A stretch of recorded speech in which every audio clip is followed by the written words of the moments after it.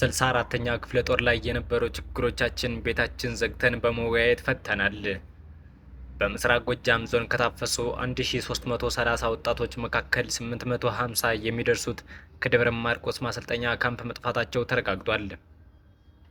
በመካከላችን ነፋስ አይገባም መሪያችን አርበኛ ዘመነ ካሴ እንዳለው ቤታችን ዘግተን ችግራችን ፈተናል። ጠላት በአንድነቱ ምስረታ ጭንቀት ውስጥ የገባ ሲሆን የቴዎድሮስ ዕዝ ከፍተኛ አመራሮች እና የኮር አመራሮች፣ የ64ኛ ክፍለ ጦር አመራሮች እንዲሁም የተለያዩ ጥያቄዎች የነበሯቸው በክፍለ ጦር ውስጥ የነበሩት አባላት 3 ቀን የፈጀ ጥልቅ ግምገማና ውይይት በማካሄድ የውስጥ ችግሮችን በመለየት መፍትሄ እና ቀጣይ አቅጣጫዎችን ማስቀመጥም ተችሏል። እንዲሁም ውይይትና ግምገማውን መሰረት ያደረገ አዲስ የስራ ስምሪትን በመስጠት ተጠናቋል። በተግባር በውጊያ የተሸነፈው የአብይ ቡድን በሚዲያ ለመከፋፈል ያለ እረፍት 24 ሰዓት ቢሰራም እኛ ግን ቤታችን ዘግተን በመምከር ችግራችን በመፍታት በአንድነት የወጣንለትን ዓላማ በማሰብ ጦራችን በመሰብሰብ የጠላትን ቅስም መስበርም ችለናል። ከዚህ በኋላ መሪዎቻችንና ድርጅታችንን የሰጠንን ተልዕኮ ለመፈጸም በዝግጅት ላይ እንገኛለን። በምስራቅ ጎጃም ዞን ከታፈሱ 1330 ወጣቶች መካከል 850 የሚደርሱት ከደብረ ማርቆስ ማሰልጠኛ ካምፕ መጥፋታቸው ተረጋግጧል።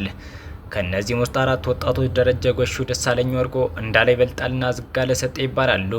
በነደብሴ ሳር ምድር ወረዳ ክምርጦ ለማርያም ከተማ መሀል አደባባይ ታፍሰው ድቅድቅ ባለው ጨለማ ወደ ደብረ ማርቆስ ከተማ ከተጓዙ 110 ወጣቶች መካከል ይገኙ ነበር።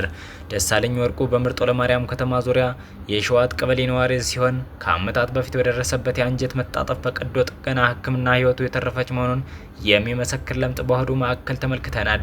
ቀሪ 3 ወጣቶች ከተሰማሩበት የጉልበት ስራ በሚኒሻዎች ታፍሰው በአንድ መኪና ተጭነው ደብረ ማርቆስ ወታደራዊ ማሰልጠኛ ራሳቸውን ማግኘታቸውንም ከታፋሾች አንደበት ሰምተናል። ሚኒሻዎች እየደበደቡ ወደ ፖሊስ ጣቢያ ከወሰዱም በኋላ ስልካችንን ቀምተው ምሽት በአንድ መኪና ጭቀው የወሰዱን 60 የመልጦ ለማርያም ከተማ ወጣቶችና 50 የዙሪያ ቀበሌ ወጣቶች በድምራችን 110 ሆነን ደብረ ማርቆስ ከተማ ስንደርስ ከምስራቅ ጎጃም ዞን ወረዳዎች ታፍሰው ከመጡት ጋር 1330 እንሆን ነበር ያሉት ወጣቶቹ በወታደራዊ ካምፕ ለ10 ቀናት መቆየታቸውንም ያስታውሳሉ።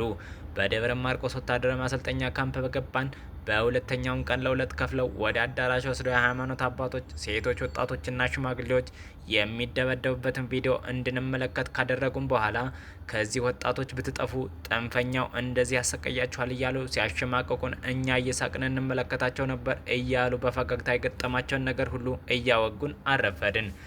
ለቀን ስራ ይሆናል ብለን በለበስነው ልብስ ስፖርት ሲያሰሩን የነበሩትም ከታፈሱት ውስጥ ግዙፍ ሰውነት ያላቸው ተመርጠው ሲሆን ከ45 ቀን በኋላ ፓራ ኮማንዶ ሆነን እንድንመረቅም ተነግሮን ስልጠና ከጀመርንበት ቀን ጀምሮ ቀን በቀን ወጣቶች እየጠፉ ወደ ሀገራቸው ሲሄዱ እኛም ጠፍተን ወደ እናንተ መጠናል። እዚህ ከመጣም በኋላ አስፈላጊውን እንክብካቤ ተደርጎልናል በማለት ለ206ኛ ኮር ምስጋናቸውን አቅርበዋል።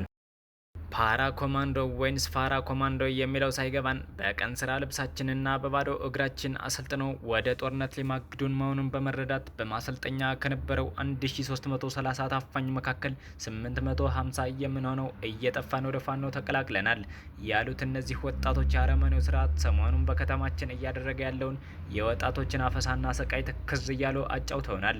በስርዓቱ ታፍሰው ከማሰልጠኛ የወጡትን ወጣቶች በመንከባከብ ላይ የሚገኘው 206ኛ ኮር በምርጦ ለማርያም ከተማ በስራ ላይ የነበሩ ወጣቶች ልጆቻችሁን የተነጠቃችሁና የጠፉባችሁ የእነዚህ ወጣት ቤተሰቦች ዛሬ ልጆቻችሁን ከወንድሞቻችሁ ጎን በአስተማማኝ ሁኔታ ይገኛሉና መጣችሁ እንድትረከቡን ስንል እናሳስባለን ሲሉ 206ኛ ኮር አመራሮች አሳውቀዋል።